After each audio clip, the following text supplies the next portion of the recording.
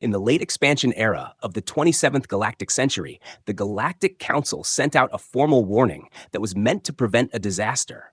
The message was clear and legally binding. Human Sector H-17 was declared a protected region under interstellar law.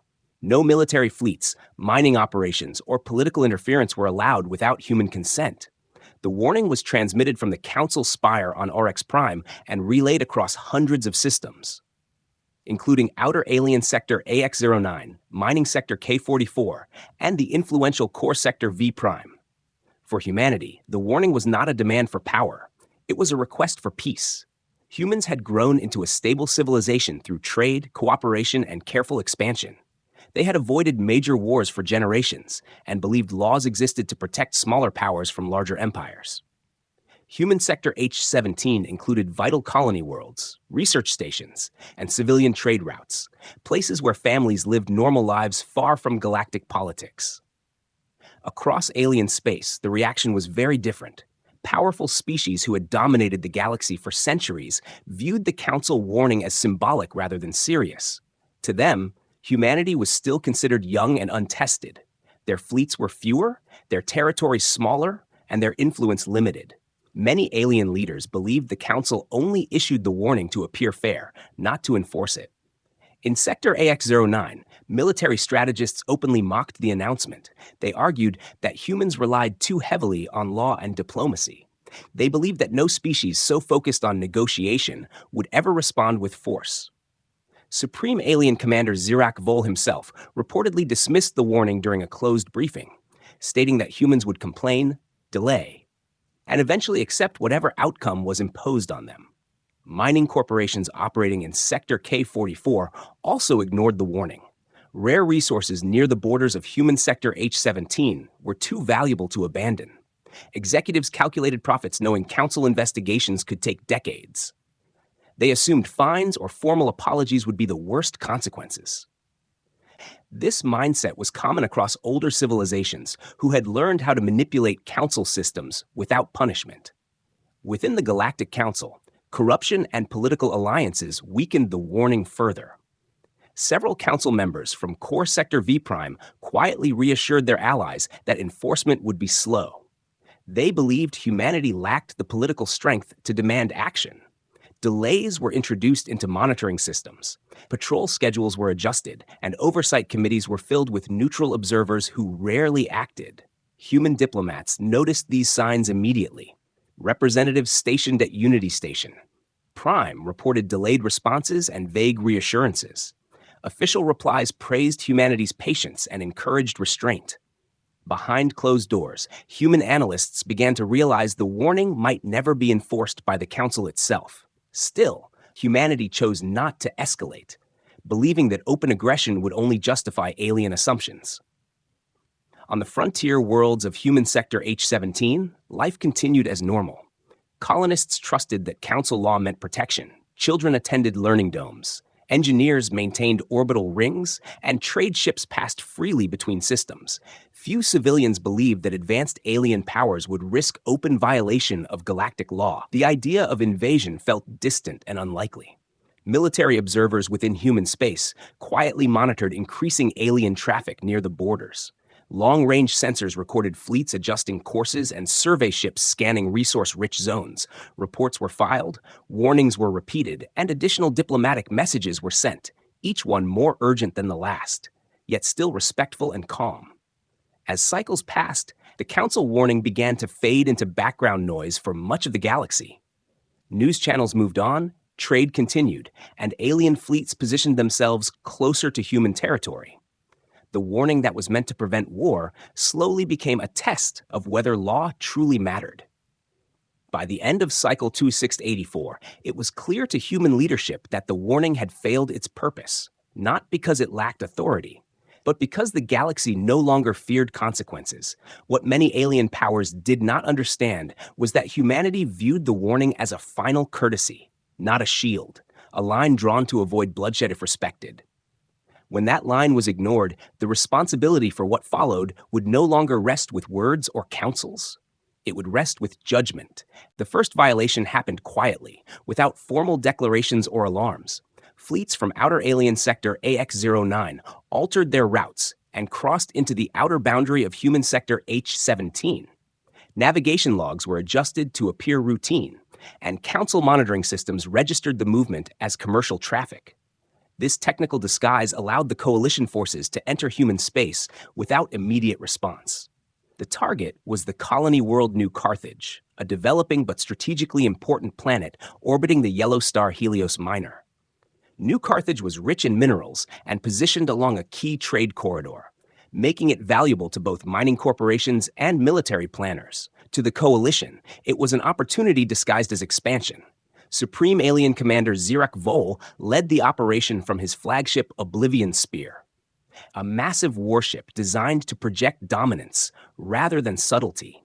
Accompanying him were assault cruisers Void Talon and Crimson Maw, along with support carriers and automated mining platforms. The fleet entered orbit under the claim of survey rights, a legal excuse often used to bypass weaker defenses. Human traffic control stations immediately challenged the presence of the fleet. Civilian operators requested clarification and transmitted Council protection codes. Their messages were acknowledged but ignored. Instead of responding, the Coalition ships deployed drones toward the surface and began scanning planetary resources. It was the first clear sign that the warning had been deliberately dismissed.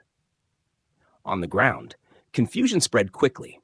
Colonial administrators contacted human defense authorities, requesting guidance. Evacuation plans that had never been expected to be used were activated. Families were instructed to move toward underground shelters, and non-essential transports were ordered to leave orbit. Fear replaced disbelief as alien ships continued to descend. Mining platforms were deployed directly over protected zones. Automated drills pierced the planet's crust, and resource extraction began within hours. When human patrol craft approached to enforce boundaries, they were jammed and forced to withdraw. No shots were fired, but the message was unmistakable. Authority had been replaced by force. Captain Elias Rowe aboard the HNS Resolute received the first confirmed reports. His orders were limited by Council law. He was instructed to observe and document rather than engage. Additional human ships arrived to form a defensive perimeter, including the HNS Silent Oath and the HNS Atlas Dawn. Their presence was symbolic, unable to stop the operation without triggering a wider conflict. As the days passed, the Coalition grew bolder. Orbital stations were seized under the excuse of safety inspections.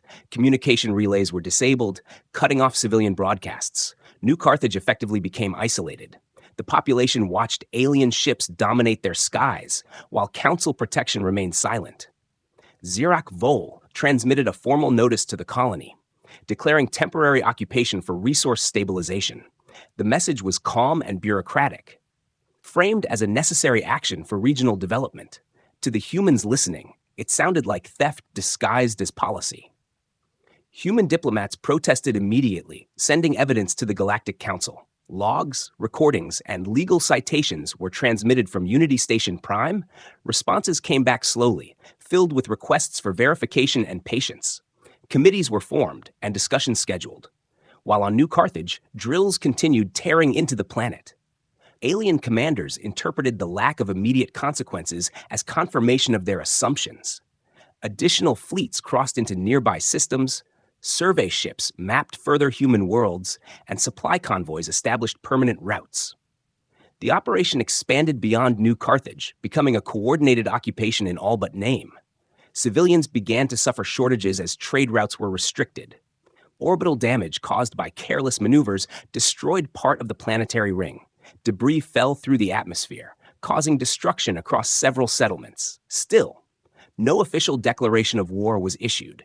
The invasion existed in a legal gray zone. Within human leadership, frustration turned into quiet resolve. Reports from the frontier painted a clear picture. Laws were being tested and deliberately broken. The assumption was that humanity would endure the loss rather than risk escalation. What the invaders did not see was the shift already beginning behind closed doors. By the end of the cycle, New Carthage was no longer just a colony under pressure. It was proof that warnings without enforcement meant nothing. The crossing of the border was more than a military action. It was a statement, one that told humanity the galaxy would take what it wanted unless stopped. And for the first time, restraint began to feel like surrender. Human representatives gathered at Unity Station Prime believing reason and law could still stop what was happening. Diplomats prepared detailed reports showing the illegal occupation of New Carthage, including timestamps, fleet signatures, and civilian distress calls. They believed clear evidence would force the Galactic Council to act, because the law was written exactly for situations like this. Messages were sent through official council channels, each one carefully worded to avoid emotional language. Humanity asked only for enforcement of existing protection statutes. No threats were made, no ultimatums issued, just a demand that the warning already declared be respected. Days passed without meaningful replies. Automated acknowledgments confirmed receipt, but decisions were delayed. Council clerks cited procedural requirements, review periods, and jurisdiction conflicts. Behind the formal language was a clear pattern of avoidance. Some council members from Core Sector V Prime privately contacted human diplomats, advising patience. They suggested that confrontation would harm long-term relations, and hinted that compromise would be more practical. To the humans listening, it sounded like surrender dressed as diplomacy. While council debates dragged on, conditions on New Carthage worsened. Alien control over orbital infrastructure, limited supply shipments, medical resources became scarce, and communication blackouts isolated settlements from one another. Families waited underground, unsure if help was coming. Human military commanders received constant updates, but remained bound by council law. Captain Elias Rowe aboard the HNS Resolute was ordered to maintain position and avoid escalation. His crew watched alien ships move freely through space that was supposed to be protected. The frustration was visible in every report sent back to command. Captain Mira Cade of the HNS Silent Oath documented every violation in precise detail. She believed records would matter later, even if they meant nothing now. Her logs described alien patrols forcing civilian transports to reroute, mining drones damaging planetary shields, and the quiet fear spreading among colonists. Within human leadership, debate intensified. Some officials argued that continued restraint preserved moral authority. They feared any military response would justify alien claims of instability. Others believed moral authority meant nothing if civilians were left unprotected. Public confidence in the Galactic Council began to collapse. News feeds across human space replayed images of damaged orbital rings and evacuation convoys. Commentators questioned why laws existed if they were not enforced. Trust that had taken centuries to build eroded in weeks. At Unity Station Prime, one final appeal was made. Human diplomats requested an emergency vote to deploy neutral enforcement fleets. The request was delayed again, postponed under the excuse of incomplete quorum attendance. It was at that moment many humans understood the truth. Diplomacy had not failed because of misunderstanding. It failed because powerful civilizations no longer feared consequences. The system was designed to protect balance. But balance only existed when someone was willing to enforce it. Alien commanders interpreted the Council's silence as permission. Supreme Alien Commander Zirak Vol expanded operations openly. Additional mining zones were claimed, and survey fleets entered neighboring human systems. Every move tested boundaries, and none were challenged. Human intelligence analysts compiled projections showing the future if nothing changed: loss of multiple colonies, permanent alien presence in human space, and eventual political marginalization. The numbers were clear. Continued diplomacy meant slow erasure. Behind closed doors, discussions shifted tone. Leaders spoke less about protest and more about responsibility. The question was no longer whether the Council would act, but whether humanity would allow others to decide its fate.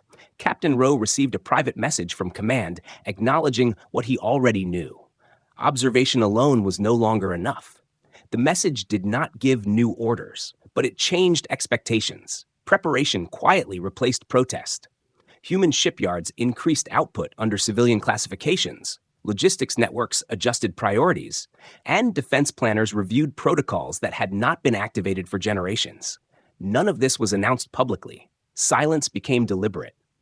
For the first time since humanity joined the Galactic Council, faith in shared law was replaced by resolve to stand alone if necessary.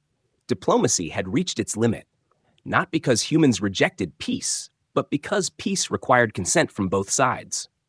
When the Council failed to protect its own warning, humanity learned a hard lesson. Laws without enforcement were invitations to exploitation, and waiting longer would only increase the cost. The collapse of diplomacy did not bring anger or chaos. It brought clarity. And in that clarity, humanity began preparing for a response the galaxy never believed it would dare to make. Human High Command quietly activated Judgment Protocol Omega, a long-prepared contingency plan designed to respond if diplomacy failed.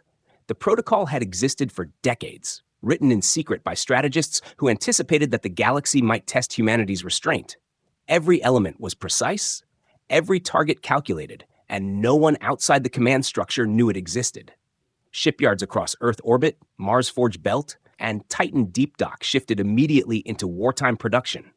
Cargo vessels were refitted into supply ships, research satellites converted into surveillance platforms, and civilian transport fleets were given emergency defensive modifications. The work was done quietly to avoid alarming alien observers. Human fleets began to move under civilian transponder codes, creating the illusion that ships were routine trade convoys or research vessels. Only senior commanders and captains knew the true composition and purpose of the movements. Each ship carried specialized teams trained for covert operations, intelligence gathering, and surgical strikes. Admiral Nathan Cross assumed command of the Central Fleet aboard the HNS Vindicator. His presence was meant to coordinate both defensive and offensive operations. Every decision was analyzed for precision. From fuel consumption to orbital insertion points, the goal was not to conquer, but to restore balance. Alien intelligence systems failed to notice the preparations. Human movement was masked by decades of data manipulation, simulation decoys, and strategic silence. Fleets were positioned in multiple sectors simultaneously, ready to strike where the enemy least expected. Commanders instructed captains to avoid direct confrontation unless necessary. Instead, they were to disrupt supply chains, disable key infrastructure, and target leadership vessels. Human forces focused on efficiency and lawful retribution rather than revenge. The plan ensured minimal civilian impact while delivering maximum strategic effect. Specialized communication protocols were implemented to prevent interception. Human signals were disguised as routine scientific broadcasts, and coded messages allowed for rapid coordination between fleets spread across hundreds of light years. The operation required trust in precision and discipline. Civilian populations were kept unaware, maintaining normal activity while fleets moved into position. On frontier colonies, engineers and miners received orders to maintain schedules, unaware that orbital defenses were being prepared above them. Maintaining a sense of calm reduced the risk of panic. In parallel, human intelligence networks monitored alien fleets closely. Predictive algorithms calculated possible responses to any action. Contingency plans were developed for every likely scenario, from withdrawal under fire to decapitation of enemy command, each step meticulously accounted for. By the time alien commanders noticed unusual fleet movements, it was already too late to anticipate human strategy. Positioning had been completed, and forces were ready to execute the first strikes. What appeared as routine trade activity was actually the quiet before a decisive campaign. Fleet captains received final instructions, emphasizing restraint, observation, and precision. Every engagement was to be documented, every target verified. The human response was deliberate, designed to demonstrate capability without unnecessary escalation. Meanwhile, political advisors prepared formal declarations for the Galactic Council, describing all future actions as lawful enforcement of boundaries. Every measure taken would be justified according to interstellar law, ensuring that humanity's moral authority remained intact. At Unity Station Prime, senior diplomats prepared to present evidence of alien violations. The documentation was complete, covering weeks of incursions, intercepted communications, and technical breaches. The combination of legal authority and strategic readiness gave humanity both the means and the justification to act decisively. The final days of preparation were marked by silent anticipation. Fleets waited at precise coordinates, supply lines were locked in, and emergency medical and repair units were placed at strategic points. No announcement was made, and no signal betrayed intent. Alien observers remained unaware. Continuing to treat human space as unchallenged territory, their assumption of weakness would soon be proven wrong. Humanity's restraint had been deliberate, measured, and patient. But when action came, it would be swift, calculated, and unavoidable. As Judgment Protocol Omega reached completion, the galaxy unknowingly entered a moment of quiet before upheaval. Every human captain, engineer, and strategist understood the responsibility. The time for diplomacy had ended, and the moment for measured, precise, and undeniable action was about to begin. Human strike groups entered alien sector AX-09 with complete stealth, moving quietly through deep space corridors while sensors disguised their presence. The first targets were supply lines, orbital docks, and command satellites that maintained the coalition's operational control.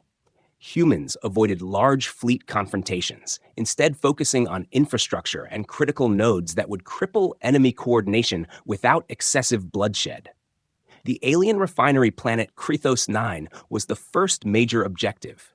Its automated mining operations and defensive turrets appeared formidable, but human fleets approached strategically, disabling communication satellites and orbital shields without alerting surface defenses. Planetary sensors reported anomalies, but could not locate the source. The disruption prevented reinforcements from coordinating. Supreme Alien Commander Zirak Vol was caught off guard as supply convoys vanished along established routes. His fleet attempted to regroup near the shattered nebula, but navigation interference from human electronic warfare units caused confusion and collisions among alien ships. Command signals failed to reach the fleet in time, giving humans control over the battle space without a single direct engagement. Human ships like HNS Black Horizon, HNS Iron Mercy, and HNS Ghost of Terra executed rapid, precise strikes, disabling key vessels and depowering critical systems. Boarding was minimal, mostly remote hacking and automated systems. Casualties were low compared to conventional warfare. Each action sent a clear message about humanity's tactical precision. Observation drones captured every action for legal and council documentation. Humans ensured that every strike could be justified as a defensive response to the coalition's illegal occupation. Crews worked in silence, following pre-programmed strategies designed decades earlier.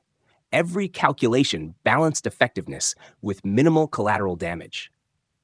The alien fleet's morale began to crumble as automated supply hubs and command relays were destroyed.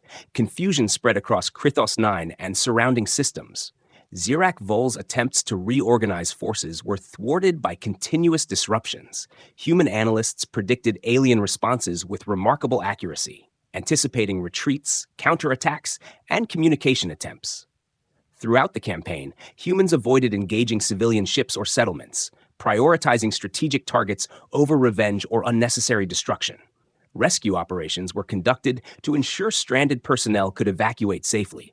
HNS Resolute and HNS Silent Oath coordinated with ground stations to monitor population safety.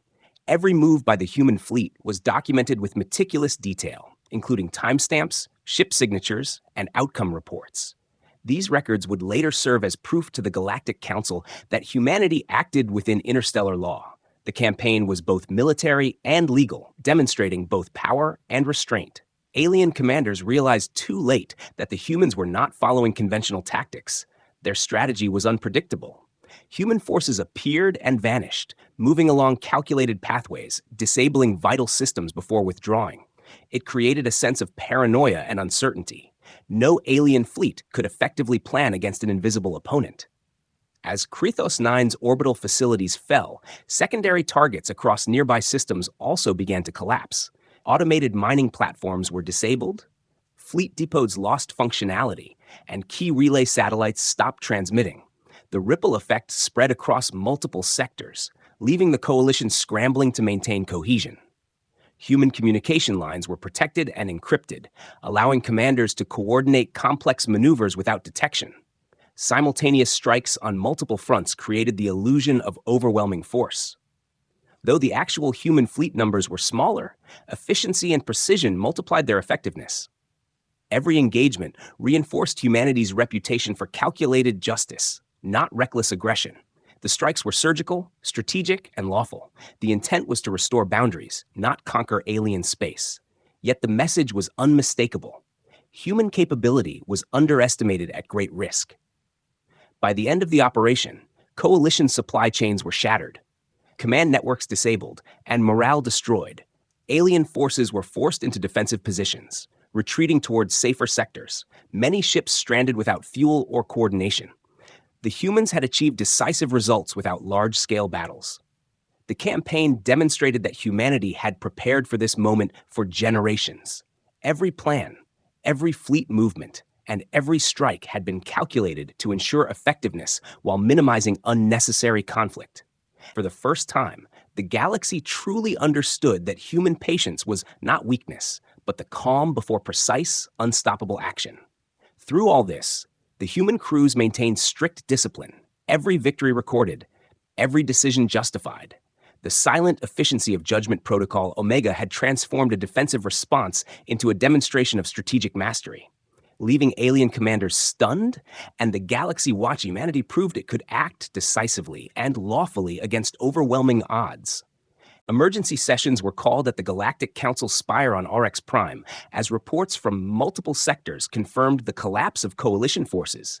Council members from Core Sector V Prime, Outer Alien Sector AX-09, and Mining Sector K-44 struggled to comprehend the scale and speed of humanity's operation.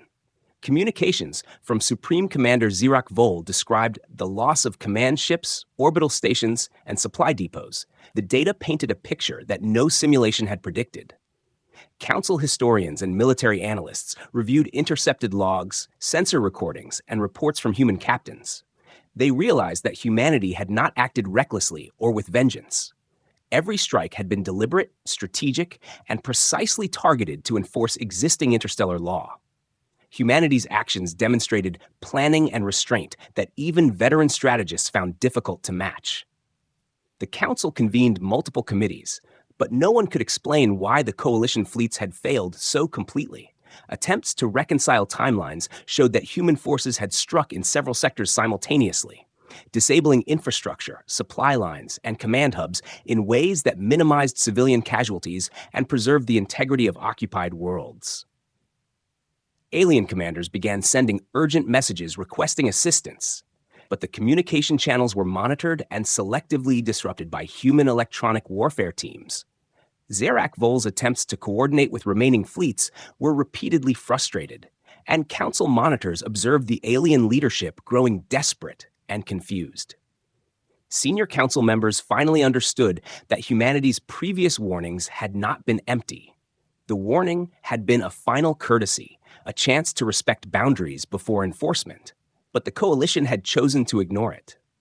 The Council realized that its own delays and procedural excuses had enabled the very crisis it was designed to prevent. Human fleets were observed withdrawing from secondary operations, not out of fear or retreat, but after having secured their objectives, strategic positions, and documentation. Their actions followed the precise plan outlined in Judgment Protocol Omega. Every move was lawful, measured, and documented for future Council review. Diplomatic channels reopened as Council representatives requested formal explanations from human commanders. Admiral Nathan Cross provided detailed reports of every strike, targeting choice, and the reasons behind operational decisions. All documentation was consistent with the law and focused on restoring balance rather than punishment. The Council convened live debates with human and alien representatives. Every action of the humans was reviewed, and analysts confirmed that civilian populations had been protected wherever possible. Infrastructure was targeted for strategic, not personal, reasons, and no actions exceeded the necessity required to restore territorial integrity. Historians on RX Prime began drafting reports declaring the operation an unprecedented example of disciplined enforcement.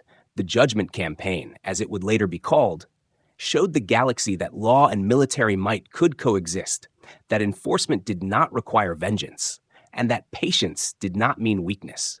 Alien commanders admitted their miscalculations. Public messages acknowledged that coalition assumptions about human weakness were incorrect.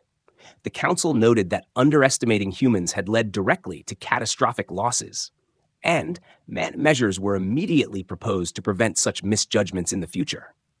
Civilian populations across human sector H-17 celebrated quietly, receiving news that alien incursions had been neutralized, vital systems restored, and borders secured. The lack of public displays of aggression reinforced the perception that humanity's actions were lawful enforcement rather than conquest.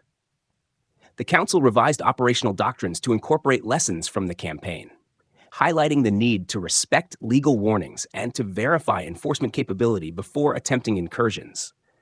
The failure of the coalition and the precision of human action became case studies for strategic, legal, and moral instruction across the galaxy.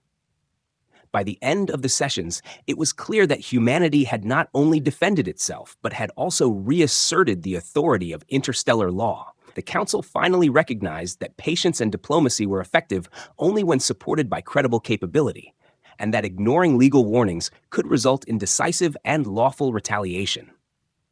The events in sectors AX-09, K-44, and V' were now documented in Council archives as a turning point, demonstrating that human restraint was strategic, that law could be enforced with precision, and that the galaxy's assumption that humans were weak had been dangerously wrong.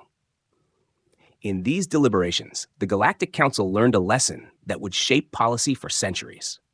A warning ignored was not a threat avoided, and a civilization underestimated could act decisively, lawfully, and with unyielding efficiency, leaving consequences that no council could ignore.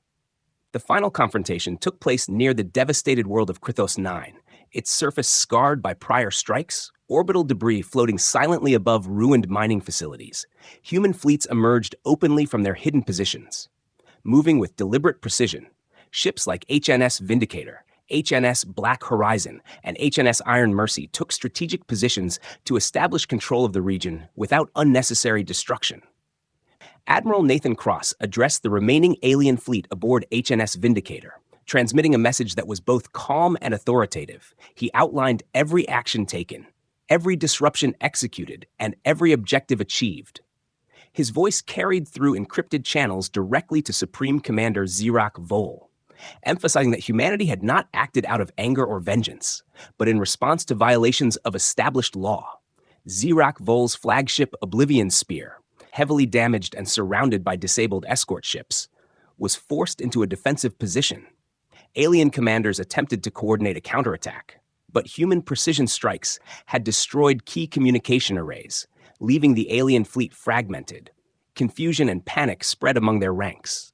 They realized too late that humanity's patience had been deliberate and strategic. The humans did not engage in large-scale battles. Instead, specialized boarding units and remote hacking teams secured critical vessels and disabled weapons systems.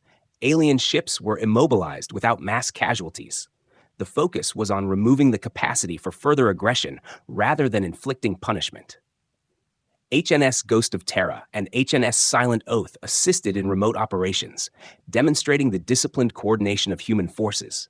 Every move was documented and time-stamped. Human crews collected evidence to ensure that the actions could be justified legally before the Galactic Council. The documentation included recordings of alien violations, records of population safety measures, and detailed accounts of each strategic strike. Humanity ensured transparency to prevent any future claims of excessive aggression. Communication channels were opened to the alien fleet after key systems were secured. Admiral Cross personally transmitted a message outlining humanity's terms, explaining that boundaries had been restored and that further violations would lead to unavoidable consequences. His tone remained formal and measured, leaving no ambiguity about human capability or resolve. Zirak Vol, acknowledging the futility of further resistance, ordered a ceasefire. His fleet complied under duress. Many ships were stranded due to disabled propulsion systems, and only through human coordination were evacuations permitted to prevent unnecessary loss of life. Alien crews realized that humans had delivered judgment without cruelty, adhering strictly to law and strategy. Captains Mira Cade, Ronan Hale, and their teams oversaw stabilization of orbit around Krythos 9. They ensured that remaining alien vessels were inoperative and that civilians on the planet could return safely. Automated repair drones were deployed to restore critical infrastructure. Human forces balanced enforcement with humanitarian responsibility, reinforcing the principle that the campaign was lawful and just. Every strike, maneuver, and command decision had been executed with precision, leaving alien commanders stunned. The efficiency of human operations demonstrated centuries of preparation, strategic foresight, and disciplined execution. The galaxy watched as humans acted decisively, proving that patience was not weakness and that legal restraint could coexist with overwhelming capability.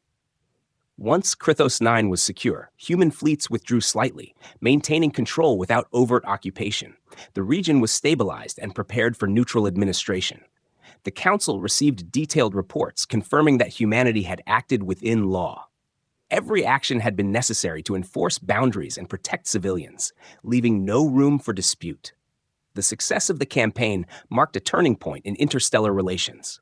Council observers noted that humanity had combined moral authority, legal legitimacy, and military precision in a manner unprecedented in galactic history. Alien powers recalculated their assumptions, recognizing that underestimating humans was now a strategic error with severe consequences. Supreme Commander Zyrak Vol formally acknowledged humanity's actions, sending a message of compliance and acceptance. His tone conveyed both respect and the realization of defeat. Human commanders received the communication and logged it carefully, ensuring all evidence was preserved for Council review. The galaxy learned that the human approach to warfare could be relentless yet lawful, precise yet restrained.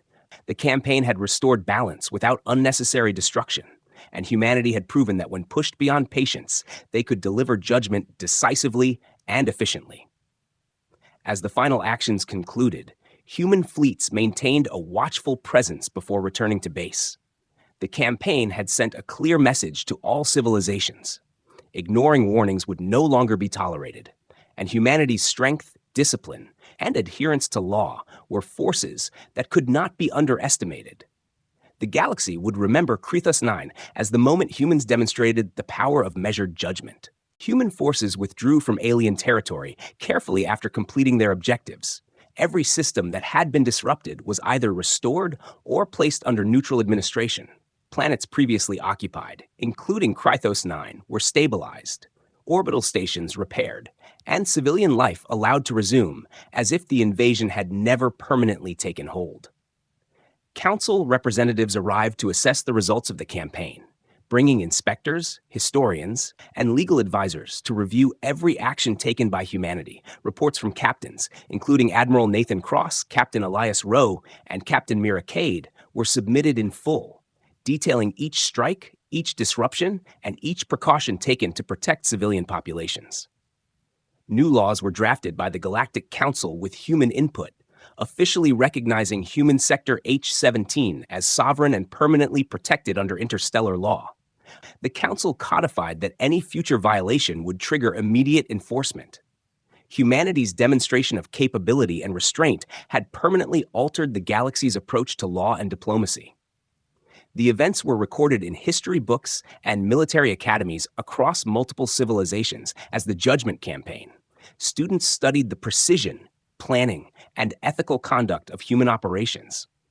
The campaign became a benchmark for lawful enforcement in military strategy courses, diplomacy seminars, and council legal training. Alien sectors that had once underestimated humans, including AX-09, K-44, and V-Prime, adjusted their policies. Fleets were redeployed defensively, and training protocols were revised to incorporate lessons learned. Commanders acknowledged that ignoring human warnings was a mistake with severe consequences, and strategies to prevent such misjudgments were prioritized. Civilian populations in human sector H-17 celebrated quietly. News of restored stability and secured borders spread quickly. Supplies and trade resumed. Families returned to previously evacuated colonies. Children returned to schools, and engineers repaired damaged orbital facilities. Life resumed with a renewed sense of security. Human leadership emphasized that the campaign had been lawful and deliberate, not a conquest. Speeches highlighted that restraint was a choice, and that law could be enforced without unnecessary aggression.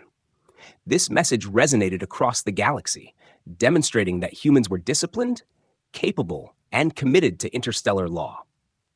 Council deliberations continued to examine the long-term impact of the campaign. Policies were implemented to ensure that warnings issued by any member species could no longer be ignored. The effectiveness of rapid and precise human response became a case study for interstellar enforcement procedures. setting new standards for compliance. Historians noted that humanity had reshaped perceptions of power in the galaxy. Civilizations that once assumed humans were weak and passive now recognize them as formidable, patient, and disciplined. The Judgment Campaign proved that moral authority combined with strategic capability could enforce law even against stronger opponents. Diplomatic channels reopened cautiously. Alien commanders offered formal apologies and assurances that boundaries would be respected. Human diplomats negotiated terms for trade, shared intelligence, and monitoring of sensitive systems. The agreements were binding and reinforced the credibility of human authority. The galaxy learned that in the 27th galactic century, patience was not a limitation. It was a strategic asset. Restraint was a calculated choice, and law backed by capability could achieve justice without widespread destruction.